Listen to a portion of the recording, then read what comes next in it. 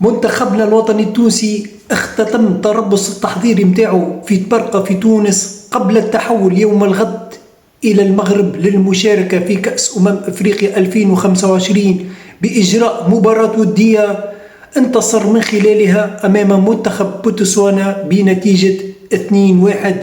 هكا عناصرنا الوطنية والإطار الفني يؤكد جاهزية المنتخب الوطني التونسي لخوض غمار كأس أفريقيا.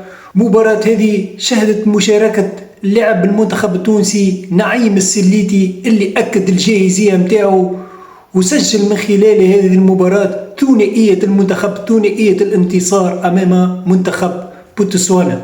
بالتوفيق لكامل العناصر الوطنية في خوض غمار كأس أفريقيا. منتخبنا الوطني مش يكون أمام مساندة جماهيرية كبيرة. جماهير المنتخب باش تتحول إلى المغرب لمساندة عناصرنا الوطنية في كافة مقابلاته. تقريبا جل مقابلات المنتخب أمام شبابيك مغلقة. بالتوفيق لعناصرنا الوطنية وتحيا تونس.